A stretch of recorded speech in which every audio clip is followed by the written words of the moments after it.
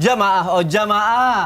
Alhamdulillah. Alhamdulillahirrabbilalamin, kita masih di Islam itu indah. Tema kita juga masih sama. Sholat jangan asal sat gitu. Jangan buru-buru ya. Tadi juga sudah diajari sama guru-guru kita bagaimana kita harus sholat tuh harus tumakninah ya. Tadi udah sholatnya tumakninah gerakannya, tapi kalau bacaannya Ustadz Bani seperti yang tadi kita praktek. Bismillahirrahmanirrahim, alhamdulillahirrahmanirrahim, cepet-cepet gitu kan. Ada yang bilang katanya Ustadz favorit. Jangan.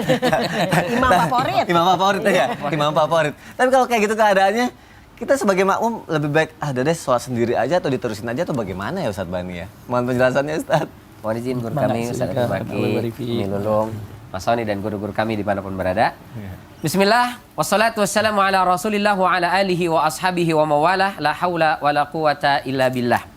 Nah ini sering kali nih kita temukan, nggak sering kali ya, ada beberapa. Kalau sering kayaknya ini banget nih. Semuanya. Adalah sesekali kita temukan, ada imam itu baca Fatihah itu satu nafas. Allahu Akbar. Selesai. Bismillahirrahmanirrahim. Alhamdulillahirabbil alamin arrahmanirrahim maliki yaumiddin iyyaka na'budu wa iyyaka nasta'in ihdinas siratal mustaqim siratal ladzina an'amta 'alaihim ghairil maghdubi 'alaihim waladdallin. Satu nafas. Bosan saya dengernya. Cepet banget. Nah, ini bagaimana? Pertama, kami sampaikan mohon maaf tanpa bermaksud mengajari atau apalagi menggurui. Sebaiknya pelan-pelanlah. Wabil khusus baca surat Al-Fatihah nikmati. Tadi Bunda Lulung sudah menyampaikan bahwa Fatihah itu inti salat. La salata liman lam yaqra bi Fatihatil Kitab, kata Rasulullah. Enggak sah salat itu, enggak sempurna. Bahkan sebagian mengatakan enggak sah salat kalau Fatihahnya enggak dibaca dengan benar. Nah, apalagi tadi disampaikan itu komunikasi dialog kita dengan Allah Subhanahu wa taala. Qasamtu baini wa bainas shalah, atau qasamtu shalah baini wa baina abdi qismain. Aku membagi salat antara aku dengan hambaku menjadi dua bagian. Wali abdi masal, bagi hambaku apa yang dia minta. Ketika bilang alhamdulillahirabbil alamin. Nah, itu kita kasih jeda dikit Umi Lulung ya tadi ya. Nanti Allah akan jawab hamidani abdi arrahmanir rahim majjadani abdi maliki yaumiddin asna alayya abdi iyyaka na'budu wa iyyaka nasta'in hadza baini wa baina abdi wa li abdi ma sa'al. Jadi ada jeda. Ya kan Allah itu nggak kayak kita Ustaz. Biarpun nggak pakai jeda Allah tetap bisa jawab memang. Tapi secara etika nggak layak dong, nggak pantas. Masa kita mohon maaf ngobrol sama Abi Maki misalnya. Belum jawab langsung cok. Jadi gimana Abi? Jawab lagi. Kasih kesempatan, ada jeda. Saya itu ya kadang-kadang. Jadi bacalah Fatihah pelan, perlahan-lahan, dengan baik, dengan sempurna, dengan tartil, tahsin tajwidnya benar, dan jangan jangan terburu-buru. Itu pertama. Lalu bagaimana Ustadz? Ini kalau ada imam yang bacanya memang cepat ini. Ya. Kita sebagai posisi makmum, bukan sebagai imam. Apa yang mesti kita lakukan? Nah, kita tetap ikutin apa kita ambil angka 1000 nih. Kalau ada sendiri aja deh. Ceritanya aku jadi makmumnya ya. Boleh. Tapi aku numpang saja. Nih, gimana ceritanya? Aku di sini ya. Nah, misalnya Al-Fatihah cepet nih. Ya. Waradhalin. Amin. Ini nggak sempat baca Fatihah. Iya. Langsung Al-Ikhlas, langsung ruku. Fatihah aja belum kelar. Nah, pertama, kata Abu Hanifah, tetap ikut imam, tidak boleh mufarokoh. Mufarokoh itu apa? Mufarokoh itu berarti ganti niat. Mas Soni ganti niat. Tadi kan sholatnya berjamaah jadi makmum nih. Karena kecepatan Mas Soni akhirnya, ini kayaknya nggak beres nih, nggak kekejar nih. Maka Mas Soni ganti niat, niat sholat sendiri, kerjakan sendiri. Oh gitu. Jadi misalnya imam sudah ruku, Mas Soni masih tetap kelarin Fatihah. Tetap selesain. Nah, terus sami Allahu liman hamidah, belum kelar Al-Fatihahnya, nggak mau lanjutin. Sampai imam udah salam, Mas Soni berapa satu rakaat nggak masalah. Itu namanya mufarokoh. Boleh apa enggak? Kata Abu Hanifah, tidak boleh dengan alasan apapun meninggalkan imam sholat sendirian. Oh, berarti ikutin aja. Ikutin aja sampai kelar. Walaupun belum selesai. Belum selesai. Nanti begitu salam, langsung Mas Soni tegur. Bro, jangan satet. Ini pinggang udah encok nih. Fatihahnya jangan buru-buru, ini belum kelar. Nah, kalau imam iya, besok kita rubah. Begitu sholat berikutnya berubah, alhamdulillah. Tapi kalau masih tetap sacet juga, Mas Soni silakan cari masjid lain. Oh, gitu. Meskipun ini imam favorit. Oh ya, benar. Favorit, tapi tidak ideal. Maka tinggalkan, cari masjid yang lain. Itu pertama. Yang kedua, jumhur ulama mengatakan boleh kita mufaroqah meninggalkan imam.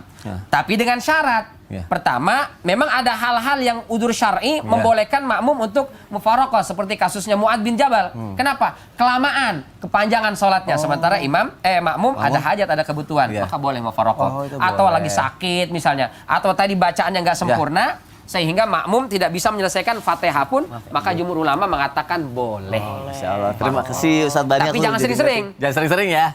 Jadi kalau misalnya ternyata dia cepat, baru terakhir ditegur aja, bro cepet banget gitu ya. Masalahnya jadi imam bapak aku manggilnya bro juga. Oh Pak. jangan kalau itu. Tetap pak gitu kan. satsetnya Ya, beda satsetnya itu. beda ya. Terima kasih Ustadz Bani untuk penjelasannya. Itu kalau soalnya satset. Nah kalau dari sisi perempuan, kadang kan misalnya kita lagi sholat gitu ya. Kok kita sih perempuan ya? Kita lo aja, dulu gua aja kali lo enggak. Kita dulu misalnya lagi sholat, Iya. tiba-tiba anaknya nangis rewel, nangis dulu gitu kan. Itu sholatnya dipercepat satset aja atau kayak udahlah dibatalin aja deh. Baiknya gimana sih kalau kayak Tergantung. gitu? Tergantungnya apa? Kita bahas. Mohon penjelasannya Ustazah Lulu. Mohon izin Ustadz Bani, Abi Maki, dan semuanya guru-guruku tercinta. Alhamdulillahirrahmanirrahim, kalau kita ngomongin masalah sholat, apalagi mau laki kek, mau perempuan, tetap kita menjaga tumak ninahnya. Karena apa? Karena sholat itu bagi laki-laki maupun perempuan sama saja kewajibannya, ya kan? Kecuali dalam fikih-fikihnya. Jadi gimana kalau kita misalnya sholat, kita masih punya bocah, ya kan? Masih punya anak kecil, mungkin yang masih merangkak atau gimana-gimana. Nah, jadi kalau kita ngomongin masalah sholat, kalau sholatnya sholat wajib, ya kan? Ini kita percepat bisa. Ya. Karena apa? Karena dalam hadis dari Rasulullah SAW, ketika Rasulullah sedang sholat, ya kan, selesai sholat, ya kan, kemudian dia mendengar tangisan bayi. Jadi pada saat Nabi sedang menjadi imam dan sholat, ketika ada terdengar suara tangisan bayi, maka Nabi mempercepat sholatnya. Karena apa? Takut nanti ada seorang ibu yang menjadi makmumnya tertekan batinnya. Ya tertekan batin ya, kenapa? Aduh, ini gimana nih anak saya? Gimana? Apalagi menjadi imam adalah seorang Nabi. Ya repot kita, kalau kita imamnya Abi aja kita deg-degan, ya gimana nih, kan seperti itu ya misalnya. Jadi kalau dalam hadis, kalau memang sholatnya sholat wajib, maka kita sebagai seorang ibu, atau mungkin kita berimam dengan suami kita, anak kita nangis, maka kalau bisa si bapaknya atau kita sebagai yang sholat sendirian, kita percepat sholat kita, kalau sholat wajib. Tapi kalau misalnya sholat sunnah, ya batalin aja. Pengen sholat duha misalnya gitu kan ya. Allahu Akbar, baru juga rakaat pertama. Nih anak mungkin, maaf nih, merangkak ke sono. Sementara di kita lagi masak. Waduh, kalau merangkak ke sono tuh kena api nih bocah nih. Waduh, sholat duha baru 1 rakaat, mau 2 rakaat. Waduh, batal. Orang sholat sunnah, ini menurut para ulama. Nah, gimana kalau misalnya kita sholat? Nah, begini nih. Ini ceritanya ada bocah nih. Coba sejadahnya mana nih? Ini misalnya nih ya. Terbalik. Gimana sih, Kak Sony? Iya, terbalik lagi. Maksudnya, salah. Gini ya. Kebalik ya. Gitu. Terima kasih Kakak Sony. Misalnya Umi lagi sholat nih. Nah, di zaman Rasulullah, ketika Rasulullah sholat, ya kan, beliau sholat kemudian ada Umamah, anaknya Zainab. Zainab adalah putrinya Rasulullah. Nah, ketika Nabi sholat, ini Umamah berada di dekat beliau. Maka ketika Rasulullah sholat, kemudian kita praktek dulu ya. Abi mohon izin nih. Pemirsa mohon izin nih, takut salah kate, dimaafin aja ya. Pagi sholat, taruhlah udah berdiri, udah ruku ya kan. Sami Allah liman hamidah. Nah, pada saat Nabi sujud ya, kita sujud nih. Ini bocah naik ke sini nih. Nah, maka Nabi diam dulu di sini. Nah, kemudian Nabi bangun, Nabi taruh anaknya, ya kan? Nah, kemudian kalau misalnya dia masih juga nempel-nempel, oke. Pada saat kita bangun, maaf nih, aduh ribet banget ya. Kita angkat anaknya. Bismillahirrahmanirrahim, kita angkat. Karena Rasulullah pernah seperti itu. Kemudian pada saat ruku, kita bawa anaknya. Pada saat kita sami Allah liman hamidah, kita pegang tetap. Nah, pada saat kita sujud, kita letakkan anak kita. Baru kita sujud lagi. Sampai kita selesai sholat seperti itu. Ini ada dalam hadis dari Abi Qatadah seperti itu pemirsa. Jadi boleh kita bawa anak kita selama anak kita memang yang masih kita pegang. Tapi kalau anak itu sudah bisa duduk, mungkin masih 2 tahun 3 tahun, nggak bisa kita gendong kan keberatan juga ya pemirsa. Maka pada saat itu dia duduk, kita sholat, ya kan seperti biasa. Ruku, pokoknya kita sujud. Dia nangis-nangis nih, kita pindahin duduknya, kita begini lagi. Ini ada di dalam kitab dan juga dalam kitab Sahih dalam bab masajid. Nah, jadi mudah-mudahan walaupun kita bawa anak, nggak khusyuk dong. Loh, khusyuk itu ya tadi guru kita terangkan. Bacaannya kita pelan-pelan. Kan nggak mungkin gara-gara anak bacaan buru-buru. Bismillahirrahmanirrahim. Ah, ini bocah sini ya. Nggak seperti itu. Itu Jadi batal ya, kalau gerakan itu adalah selama ada contoh dari Rasulullah, boleh kita gendong anak. Yang nggak bisa, gendong laki kita. Itu nggak kuat juga. Lagi nggak lakinya kurang kerjaan juga, lagi sholat main di situ Ya, lagi. makanya, kan lagi kita jadi imam. Iya benar. Ustaz Lulung terima kasih ya untuk penjelasannya Sama-sama. ya. Sampai ngos-ngosan saya gendong bocah. Latihan, tapi Latihan. anak-anaknya sekarang udah besar. Cucu, Oh iya, cucu iya. insya Allah nanti. Amin ya Allah amin. Amin, ya Allah. Baik jamaah yang ada di rumah, aku tadi sudah banyak bertanya. Sekarang aku mau ngasih kesempatan nih, aku mau ngebacain pertanyaan yang sudah masuk ke media sosial Islam itu Indah. Yuk kita masuk ke segmen Tanya Dong Ustadz. Kami semua tanya dong Ustaz. Cakep banget suara Masya saya Allah, ya. tabarakallah. Nggak kalah sama Ustadz Maulana Ustadz Syam kita ya. Suaranya ya tetap ya. Ada pertanyaan dari Instagram hamba Allah. Assalamualaikum Ustadz, aku kan punya usaha buka warung di rumah. Dan kebetulan waktu itu saya sholat di warung, tiba-tiba ada yang beli. Jadi saya sholatnya langsung buru-buru, takut pelanggan aku kabur. Giliran aku udah sholat diburu-buruin, pelanggannya malah udah pergi. Oh iya. Jadi gimana Ustadz? Jika udah terlanjur sholat buru-buru karena takut pembeli kabur, malah kabur beneran. Mendingan diulang lagi sholatnya apa gimana ya? Ini harus bagaimana nih Ustadz Bani? Mohon jawabannya Ustadz. Masya Allah. Bismillah, itulah ya, kita kejar dunia itu menjauh. Kita kejar akhirat, akhirat dapat, dunia pun mendekat. Masya Allah. Jadi gimana nih Ustadz? Kita punya warung, terus masuk waktu sholat. Iya. Nah, kita mau sholat nih, kasih pengumuman sedang sholat, lagi gitu. sholat. Bukan pakai toa pengumumannya, Nggak. tulis aja di situ depan sedang sholat. Jadi dia ngerti, oh sholat atau tunggu. Tunggu ya. Ya, Nah. kita akan kembali setelah 5 menit. Gitu. Asik. Kecepatan kalau 5 menit ya, 10 Iya, menit lah. 10 menit. Jadi dikasih pengumuman situ. Itu yang pertama. Nah tadi lupa Ustaz, nggak sempat ngasih tahu gimana nih. Jadi terburu-buru nggak khusyuk sholatnya deh. Begitu keluar, ya udah kagak ada. Sholat lagi apa bagaimana nih? Nah, sebagian ulama memang berbeda pendapat tentang ketika tidak ada khusyuk, apakah wajib mengulang atau tidak. Kalau Imam Ghazali misalnya, beliau mengatakan khusyuk itu diantara syarat-syarat sah sholat kita. Jadi kalau sholat nggak khusyuk, mesti diulang. Seperti ada sahabat yang sholatnya terburu-buru tadi kan berarti nggak khusyuk, maka mesti diulang. Nah, sementara jumhur ulama mengatakan ya tidak perlu diulang karena khusyuk itu tidak merupakan syarat sah sholat. Tapi kalau dia mau mengulang boleh dengan catatan masih dalam waktu. Yang kedua jangan lebih dari sekali. Oh baik, nggak boleh Nanti sampai 3 was-was setan. kali. 3 kali ngulang gitu. Godanya banyak banget berarti kalau sampai berkali-kali.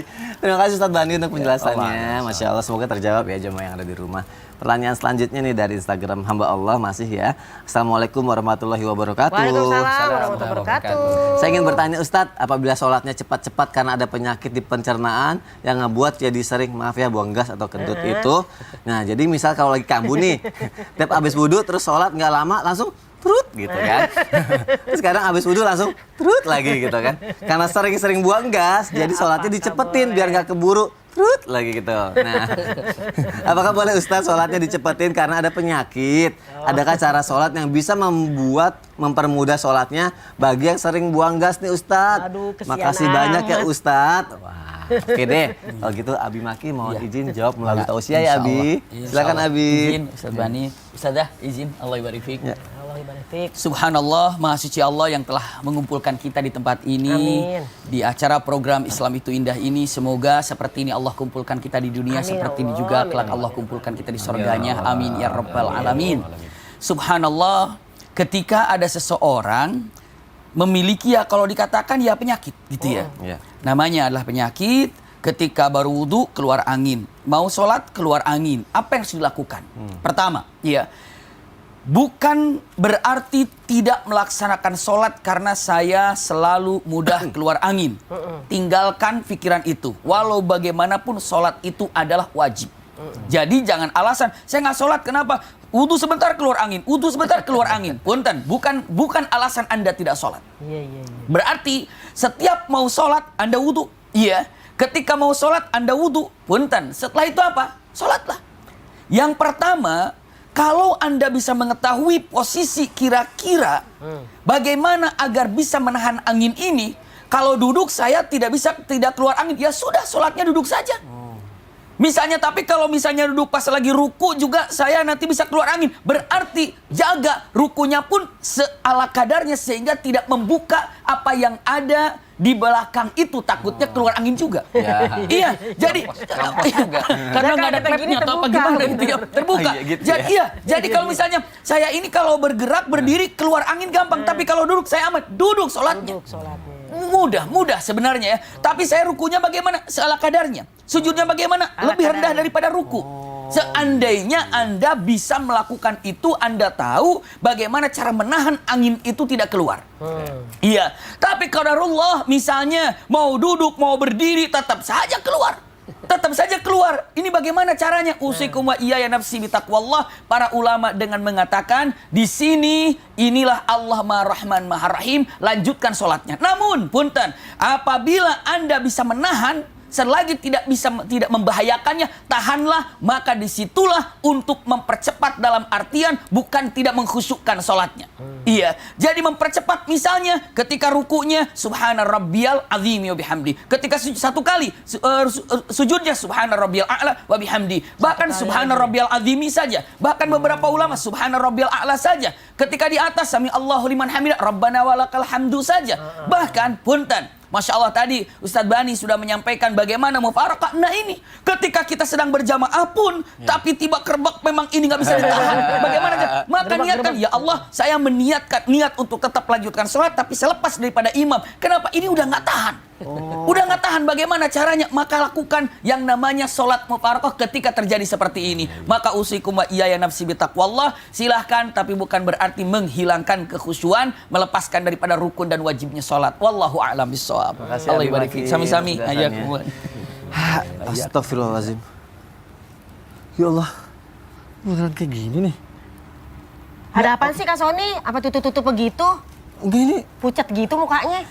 ini katanya nih orang kalau yang sholatnya saset katanya seperti burung gagak yang mematok darah tuh, lihat tuh. Ya tapi nggak begitu juga ditutup-tutup gitu. Ini beneran kayak gitu. Ya sebenarnya sih ada dalilnya. Tapi ntar aja deh ya. Bahasnya ya. Tapi jangan ketakutan kayak gitu dong mukanya. Iya, udah deh. Ntar kita bahas. Udah dibahas ya. Setelah yang satu ini pemirsa. Iya. Jamaah, alhamdulillah. Lillah. Kenapa jadi ketakutan begitu?